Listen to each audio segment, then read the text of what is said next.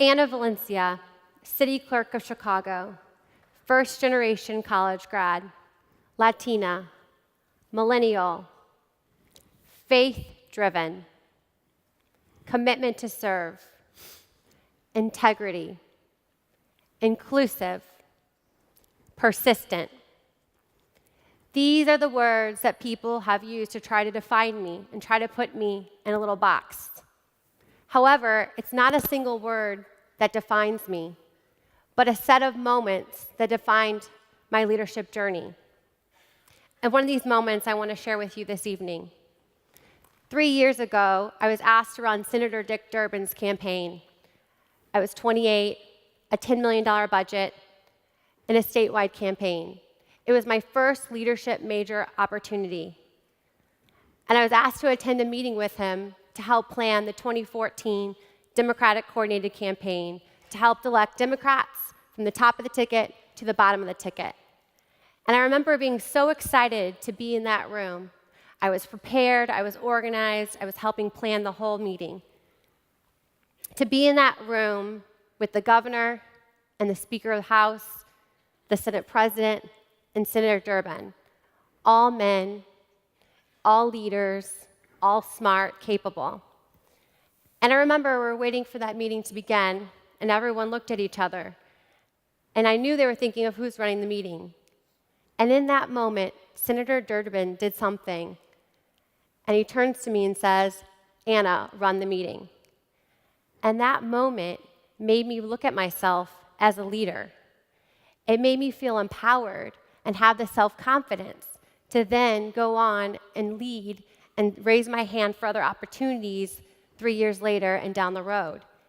It gave me that self-confidence I needed to take that journey and the next step.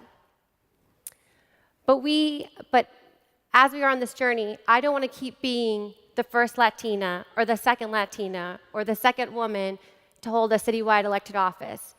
I don't want to be the only person, a millennial, in our city, our state, or our country as a leader. We need more people like us coming up at ranks in our civically and politically leaders, especially women and especially people of color.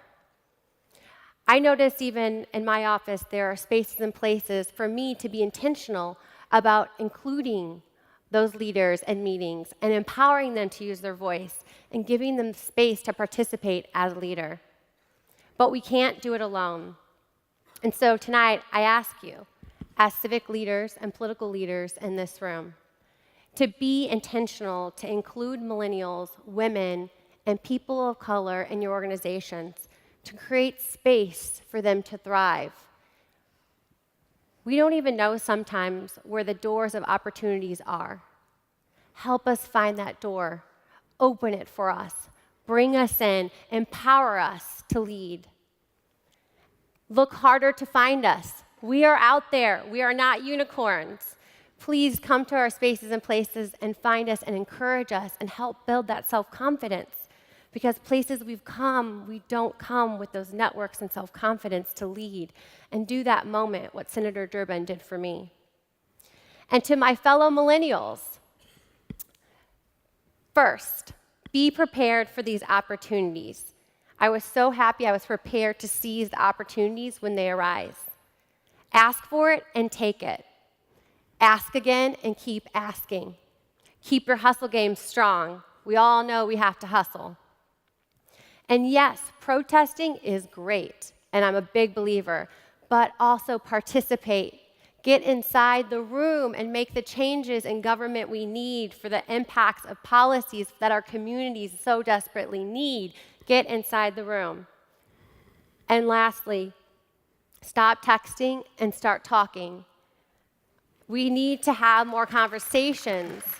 We need to expand our networks, put down the phones, and also talk to one another. And so this is the only way that we can create change in our communities.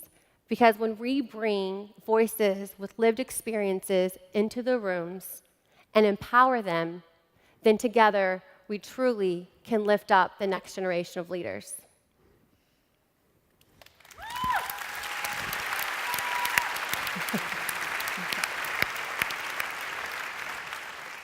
So when I first began as a principal, I believed strongly in the traditional American ethos, that anyone can succeed in this country, that all they had to do was to pull themselves up by their bootstraps. It's my strict mother, I'll credit that for her. But as a new principal, and I'm really embarrassed to say this, and I kind of vacillated back and forth on whether I should even share this. I'm embarrassed to say that I thought that stringent discipline was the answer to our kids' poor attendance, to bad grades, et cetera, et cetera, et cetera. But the kids changed my mind. And just a quick story, because I want to illustrate this point. I had a student, he was a junior in high school, and I was just done with him. We had done, I felt like, all we could do. I mean, he was always late to school. If he showed up at all, he was disrespectful to teachers, and he was consistently starting fights. And so I had him and his mom come in for what I thought was going to be a really tough talk about, like, there's nothing else we can do. We need to find him another school. And what I learned from his mom, which took all the air out of that tough talk, was that this young man, I don't want to use his name, but this young man, who sat not even 30 minutes from where we sit now, had 13 friends and family members who were murdered in the last 4 years. 13. Now, can you imagine how your own kid might be doing in school if they had 13 friends and family members murdered in the last 4 years? People that they knew, that they walked with, talked with. That, and too many stories like it, were a fast lesson to me that kids born and raised in communities devastated by emotional trauma, social and economic abandonment, mass unemployment and incarceration, and police surveillance, and the racially infused war on drugs, they simply don't have any bootstraps to pull. Never forget that that young man and those kids that are on the south and west sides of Chicago, these are our kids. And they're just like your kids at home. And just like your kids, they had no say as to where they were born into the world. Think about that. Earlier today, there was a child born in Lincoln Park, and earlier today, a child was born in Inglewood. And right now, we all know which child has a better chance at life, liberty, and the pursuit of happiness. People and the press say that gun violence and the murder rate in Chicago is our biggest problem. But I can tell you, it's actually Chicago's biggest symptom. And once I knew all of this, and I realized that I couldn't unknow it, if you know what I'm saying, I just couldn't unknow it. I was indignant. And I decided to channel my indignance into action. And so my Chicago idea was to create Chicago Beyond. Chicago Beyond is based on the simple premise that there are great ideas in the communities themselves. So we look for unrecognized and under-resourced community-led ideas, like the Dovetail Project, led by Woodlawn's Sheldon Smith. And I would encourage you, if you don't know about the Dovetail Project, you should really look it up. The ethos is simple. Do nothing without me. Do nothing about me without me. It's not the traditional philanthropic approach, but clearly traditional approaches aren't working hard enough or fast enough. At this very moment, we have thousands of kids at risk. So we at Chicago Beyond believe we too must take risk in supporting these unusual suspects who are doing amazing work you've likely never heard about in our communities. Our kids are like all the kids. Our kids want to do well in school. Our kids want to work. Our kids want something to be proud of. Our kids want to go to college. Our kids are good. And we at Chicago Beyond intend to see that all of our kids in Chicago get the same shot as your kids in the pursuit of happiness. Inequality and injustice aren't just the problems of a few neighborhoods. They are the challenges of all Chicagoans.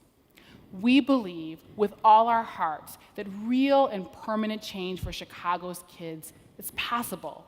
But to get there, it will require active participation from all of Chicago. And we would be so honored to have you join us, not in a spirit of charity, but in a fight for justice for our children. Thank you.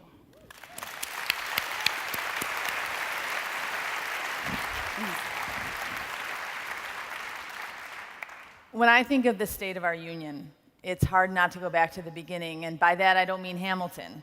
I mean November 8th, 2016, 1 year ago. Like many of you, I came home from work. I was going to get the kids dinner, go off to the party downtown, preparing comfortably for the ascent of our first female president. But then the texts started coming in, and I'm one of 5 sisters, Nora and Maureen in Chicago, Mary in West Virginia, and Sheila in Florida. So Sheila's an organizer with the hotel workers in Miami. Mary's the only doctor and close to the only Democrat within 40 miles of her office. So we had been on this race with a single-minded focus usually reserved for childbirth. So 8 o'clock, week numbers coming in from Miami. 9 o'clock, Virginia, okay. Pennsylvania's the firewall, 9:30. Then Michigan is called for Trump, and this hot, heavy pall starts to descend. Now the texts are in disbelief. 10 o'clock, Wisconsin, the entire Midwest, save Illinois, becomes deep red. And that was the moment I knew that we had let our country down. I pulled the covers over my head, turned off my phone, and went to sleep. But the best part of every story is what happens the next day and the day after that. And that's why we're here tonight. Because when I think about the state of our union, I don't need to look 1,000 miles away. In this moment, we need to keep our eyes on the prize of the future of our city. And for me, that future is local. And that future works for a city like Chicago, because for us, the past, the present, and the future has always been of and from the neighborhood. And our ability to learn from that past and set a course for our future is dependent on keeping our feet on the ground, to stay street level in our relationships, in our actions, and in our vision. Because when you do that, we have more than vision, we have results. And for everyone, it starts in the beginning, and for me, that beginning was growing up on the Southwest Side. I'm the oldest of 6 children in a pretty typical Chicago neighborhood. I went on to U of I, and then in a stroke of luck that continues to change my life, I moved to Brooklyn and was trained as a community organizer by a fascinating combo of Jeff Canada from the Harlem Children's Zone and the Sisters of the Good Shepherd. And this is when Brooklyn was a lot more like The Wire and a lot less like Girls. So learning to organize taught me a lot about people, how they will move heaven and earth if they are in it together, and if they're activated around a common cause. Because at the end of the day, we solve a lot if we create a place where people love where they live. But in Chicago, there's a lot of communities where it's hard to love where you live, let alone be activated around a common cause. But when it works, when you really listen, it can be transformational. So 6 years ago, in the ashes of the financial crisis, we started listening and organizing, and what resulted was the creation of a Cook County Land Bank with one goal: reduce the amount of blighted and vacant housing that was really undermining our neighborhoods. And the strategy worked. Next week, we will close on the 200th home that was vacant and will now be occupied by a family. Thank you. And there are 400 more in this pipeline, and that's not just any pipeline. We have over 180 small developers, the majority of which are Black or Latino and from the community. And in this case, no one needed saving, no one needed a handout. The strength was there. What we have done is empower a community solution. But like Anna was saying, you can't go it alone. And that brings me to one of the best stories about how Chicago really works. Last year, almost a year ago tonight, I was on a Chicago Ideas Week panel on race and segregation, moderated by Natalie Moore. She had just written a book on the South Side, and we had somewhat parallel lives. I grew up in Beverly, she just 3 miles east in Chatham. She and her sister were bused to Sutherland in my neighborhood, and my sisters to Metcalf and Beasley in hers. But our story was just the beginning. On the panel with me was Rami Nashabishi, now a newly minted, yes, MacArthur Genius recipient, and the executive director of Iman, the Islamic Action Network in Chicago Lawn on the Southwest Side. We finished the panel, we started a conversation, we couldn't believe we'd never met, but the conversations never really stopped. You see, Chicago Lawn, where he worked, had too many vacant homes and too many unemployed people. How do you take the things that are seen by the world as a liability and turn them into an asset? We do that by bringing them together. Every vacant home was once somebody's treasure, and every young person, even those long unemployed and having a history, are full of promise. So the land bank bought homes, and Iman hired young people, many of whom had been shut out of other jobs. And they are turning these homes back into treasures for the community. And it's working. Months later, these men continue to work every day in the homes in Chicago Lawn, and that's the real magic. The rehab is only a means to an end. Rebuilding a house is rebuilding a neighborhood, is rebuilding a life. So this Chicago story, a Muslim family comes from Palestine and a Catholic family from Ireland. They both land on the Southwest Side, both deeply rooted in community, deeply rooted in faith. Two mothers grow up 3 miles apart, one in Englewood, one in Chicago Lawn, and their son and daughter come to meet on a stage at Morningstar during Ideas Week, and that starts their story. And the conversation, like so many of that have happened over the past 7 years, and will happen this week, are because we seek ways to stay connected to each other at street level. Because Chicago Ideas Week, because this room, all of you here, are really just a structure for us to do that. The people in this room cannot afford to sleepwalk while parts of our city fall apart. It's wrong, but it's also such a waste. This is our city. The growing up we did in her streets, parks, alleys, parish halls, they took us from kids hanging around thinking we had nothing but time to adults who realize that it is time to rise to our responsibility and that each year must be a better year for children in Chicago. And that is why I love this city, because this room will not sleepwalk. The future is local, and with everyone in this room, there is nowhere else I would rather make it than Chicago. Good night.